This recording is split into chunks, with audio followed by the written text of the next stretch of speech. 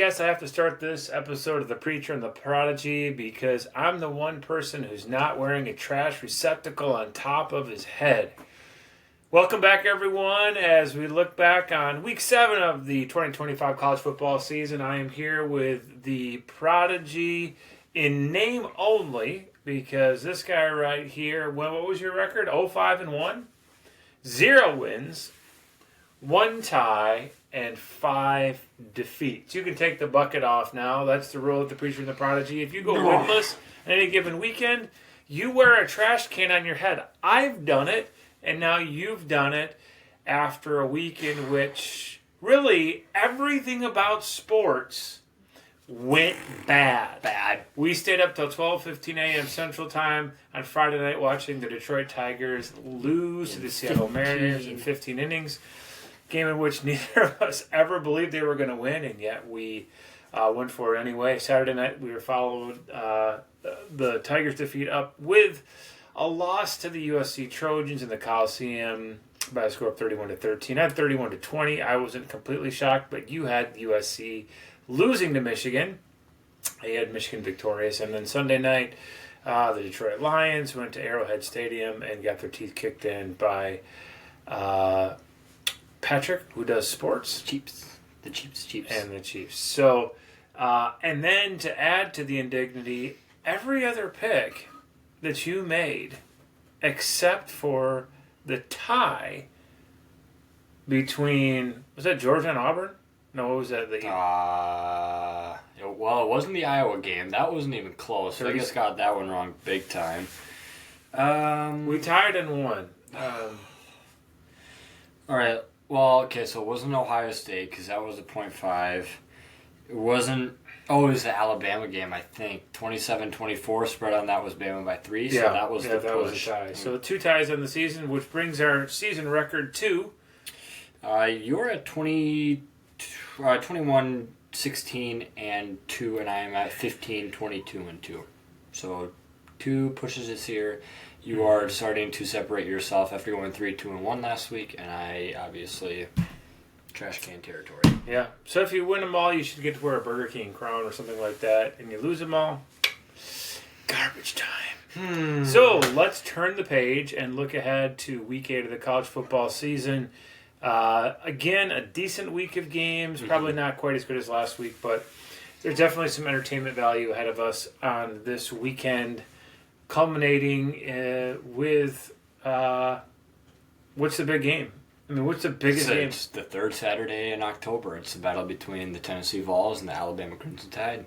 Okay. Well, let's start from the top. All right. Game 1. Where do you want to go first? What do you want to talk about? Let's start with where game day is going. Or this week. do we need to actually just look back for a little bit because some interesting things happened? Oh yes, that should probably be addressed. Let's look retrospectively for just a minute or two. Obviously, the huge winner on the day was the Indiana Hoosiers. Went out to Eugene, Oregon. Only Pat McAfee picked them to win, but they won 30-20. And only surrendered 13 points offensively to Oregon. They did get a pick 6. And Indiana just was thoroughly dominant in that game. I didn't see it coming. You didn't see it coming. Las Vegas didn't see it coming. Curt Cignetti is now on the hot board of every open coaching vacancy in the country, and a few that aren't even open yet. Probably, yeah. Yeah, Indiana just looked straight up better in all facets of the game. You mentioned 13 points offensively. That was nowhere near what Oregon had produced offensively. Dante Moore and DeCorian Moore, that combo, along with their running back room, they just looked like an unstoppable machine, and Indiana was able to put a stop to that for the most part. And they just, Fernando Mendoza, I think he's got to be the Heisman frontrunner at this point. He's putting together a really solid campaign. And speaking of unstoppable machines, James Franklin's wife's credit card has been boosted to the tune of something like $56 million after, I don't even know if he's married, I shouldn't say. His credit card. His credit card has been boosted after Adidas comes in and buys out the contract that came out on The Athletic that Adidas actually paid for the vast majority of the buyout, which I'm sure was negotiated a little bit down from 56. But this happened in kind of a stunner after an even bigger stunner on the field. Yeah. Which was that in Happy Valley, in a must-win can't lose kind of game. The Penn State Nittany Lions fell 22-21 to the Mild Cats of Northwestern. Pewaukee's own David Brown got the job done in Happy Valley. Yeah, it was really interesting. The Penn State athletic director came out with a response and said the reason that he was fired was primarily due to losing the bigger games, which you'd think wouldn't happen after losing a smaller game. The narrative was shot that James Franklin loses the big games, but he wins everything he's supposed to. But then your explanation probably should have been that he lost. Now he's losing the games he shouldn't be supposed to lose. But either way, kind of awkward timing, but probably right timing. Just not explained correctly, in my opinion, as by the Penn State AD, but done. So Penn State defeated Villanova. They defeated a couple other just terrible teams. And they may not win another game because in addition to James Franklin being out, Drew Aller, starting quarterback, is done for the season. It's just a nightmare when you're looking at national championship or bust back in August. Now, less than 2 months later, the entire program has collapsed. Isn't it crazy that the three predicted like guarantees to the college football playoff? 3 of the 4, I guess. Clemson, Texas, Penn State, all out of the top 25. Yeah. We said at the beginning of the year that there's always teams that just surprisingly come out of nowhere and drop out of the AP poll rankings, and we have 3 of the top dogs do that this year. Alabama wins, Georgia wins. Some of these teams are winning, but also a lot of teams. Florida State has now completely fallen off. Florida hasn't been able to get it going. Surprising teams, and Notre Dame with 2 losses. Surprising teams up there in contention, but right now, boy, the field seems to be clearing out for Ohio State. But maybe Indiana will have something to say about it. As we mentioned, Wisconsin didn't even show up. I don't know how Fickle's still there. Randall. I think that they probably had to have guaranteed Fickle you got the season because you have the hardest or the second hardest, depending on how you look at it, schedule in the country. They did lose their quarterback of choice, who they brought in from Maryland, Mr. Billy Edwards. He has not played. That was surprising. Michigan State loses at home by 25 points, 38-13 to UCLA. So a lot of strange things have happened. It's college football. So. Michigan, nothing to brag about, but they haven't been struck by the weirdness yet, although there's still time. Yeah, there is still time. For sure. Still time for injuries to pop up. All right, so let's tick off the games we have this week after that slight retrospective. Yeah, hopefully I can do better this week. We'll start, like I mentioned, where College Game Day is going this week to Athens, Georgia. There's been a lot of, heat coming College Game Day's way for being SEC-based, but whatever the case, it's a big game nonetheless. I don't know how you can hate when 5th-ranked Ole Miss comes to Athens to face the 9th-ranked Georgia Bulldogs. This game is very interesting in a lot of regards. In regards to the way Ole Miss played last week, only beating Washington State by 3 when they were favored by 30+. And it was a very evenly contested game. It didn't really seem like it wasn't a lot of flukes happening. Washington State really played into the end in a very interesting game. If you might have missed it because it wasn't necessarily a primetime game since everybody expected them to get blown out. They now head to Athens. Maybe it was a look-ahead game. That could always be a thing. Behind former Ferris State quarterback Trinidad Chambliss, who is exploded, just a no-namer. Top 10, no-namer with a top 10 name. It's Trinidad, his mom said, based off the Trinity, so gotta love Jesus. We are the preacher and the prodigy here, so. Not as good as Trinidad and Tobago Chambliss, but anyway. What's our line? Let's go. Georgia's favored by 7.5. This is an afternoon game, 2:30 kickoff. You get to pick first in this one. It was at 6.5, but now it's at Georgia 7.5. So if Georgia wins by a touchdown, it's an Ole Miss cover. I'm going to go against my better instincts. I'm going to say Ole Miss gets off the mat and covers. Okay. Give me the Rebs. Maybe it was a look-ahead game. Maybe they just, maybe they're just not dialed in. But they've done some good things early in the season. Beat LSU. I don't think they're going to win the game, but I think they can keep it to a field goal. Give me the Rebs. Let's go rock. 6.5. I definitely would have taken Georgia now. I'm a little bit more apprehensive, but I think I'm still going to ride with the Bulldogs in this game. Home game, Georgia has kind of been a little bit disappointed this year, even had a fun win at Tennessee. I think this is a statement win for Kirby Smart. Lane Kiffin. Arkansas almost won at Tennessee too. Yeah, that is true. Lane Kiffin said this week that Smart is one of the best coaches in college. The best coach in college football. Hard to argue with what he's done in Athens, and I'm gonna stick with my gut and go with him at home to. It's a lot of disrespect to Dan Mullen, and in a little bit of revenge game for Ole Miss beating them last year. So. Okay, all right. Let's pick the holy war between the Mormons and the Seculars, Utah and BYU, a top 25 ranked game. This game always has weird stuff happening. It's always one of those games where it's like 11 o'clock at night and there's not much else to watch, but it's 36-32 with 3 minutes left in the fourth quarter between these two teams. I think it's another game where both teams wear their home and home. In the Beehive Stadium. This game will be in Provo, so not in Rice-Eccles, so a little bit easier road for BYU for sure. Despite that, Utah is favored by 3.5. BYU kind of been under the radar team since the big storyline of losing Jake Retzlaff.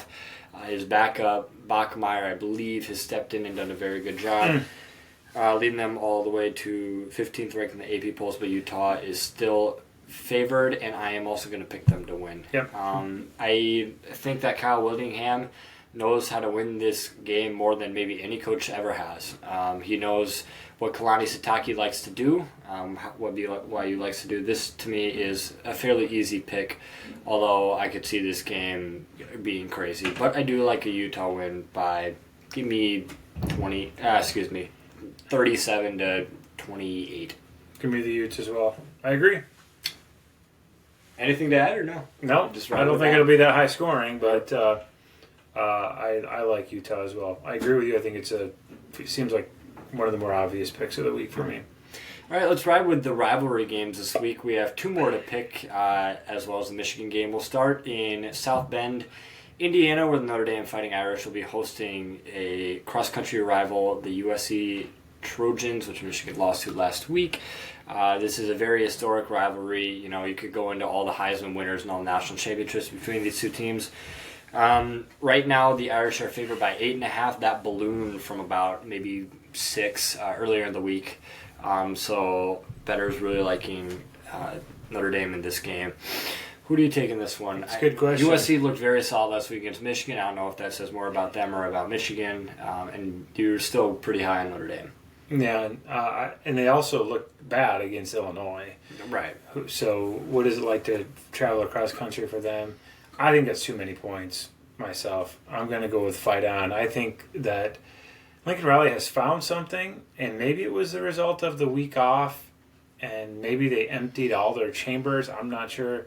But I think that the firepower of USC was truly a sight to behold last week. I hope USC wins by a lot. If Notre Dame just houses USC, I'm going to feel really, really bad about the Michigan defense. I think that they're bad, but they're not that bad. Give me USC to cover. I agree. Fight on. Trojans, like we mentioned, looked very good last week. Everything they did seemed to be working.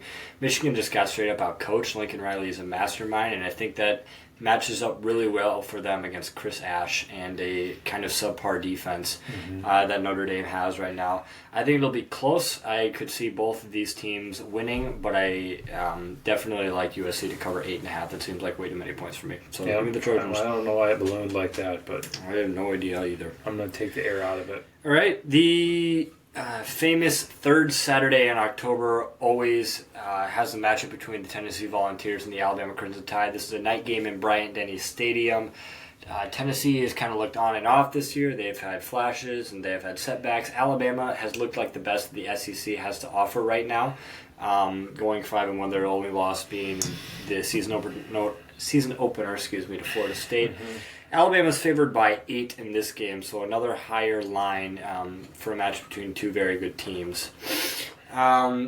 8, again, is a lot of points, but I think I'm going to take Alabama in this one. Maybe it's just because they haven't had a convincing win lately, and maybe it's just because that Alabama really seems to dominate this rivalry. They have in recent history, although Tennessee has kind of gotten off the mat in terms of beating the Tide. I like Alabama to win this game to the tune of about 27-16. I think it's a difficult day for Joey Aguilar, even though he's having a terrific season. So give me the Tide to cover 8. That's a lot of points, but I like it. Based on my thorough research of this, I can tell you the SEC makes no sense. Give me Tennessee. Are they? I'm going to take Tennessee in this one. To me, that's too big of a number again for a conference rivalry that I'm sure will have been emphasized by the Vols. So yeah, I'm going to take Tennessee to cover. Is the SEC just the new Big 12, where anything can happen and teams just eat each other up? Well, once Vanderbilt goes down, it all breaks loose right there. Yeah. So they're favored at home against LSU this week too. That's another interesting game. To run it off, we'll pick the Michigan game. Michigan currently favored at 6. You saw initially that this game was at 4, and then immediately popped up to about 5.5, 6.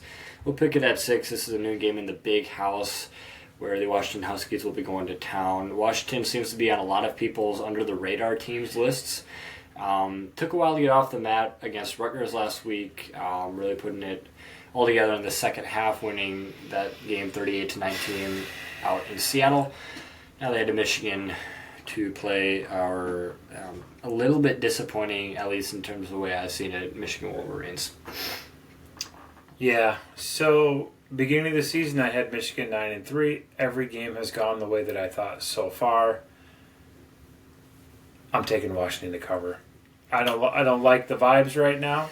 I think that Michigan's defense has shown the ability to be stressed when you're multiple. I think Washington is certainly that. And I have no confidence that they're going to win the game right now. Certainly not to cover.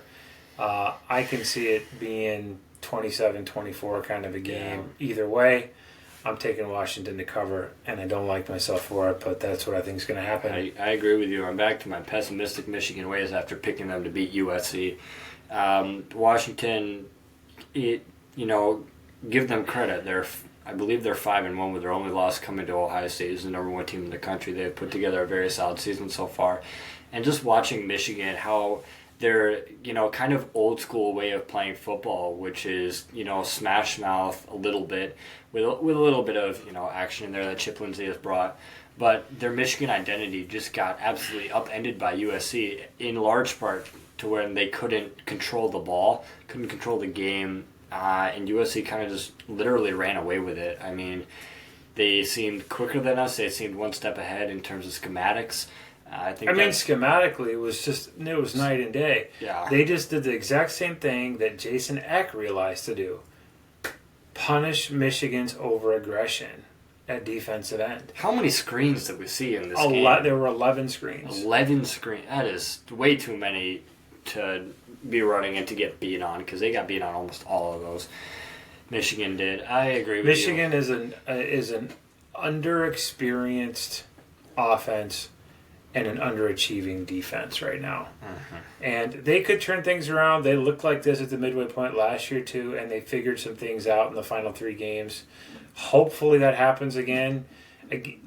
As I mentioned, the season has gone the way I predicted it would go, but the way they looked in Los Angeles was much worse than I predicted. An 11-point win. It turned out to be. It wasn't close. I mean, the closest thing about the game was the score. There was some goofy officiating. Granted, the cheerleaders were on the field as Michigan was shifting into their play. There were some strange things that happened, extracurricular wise as well. But we're never going to win that game. No. Yeah.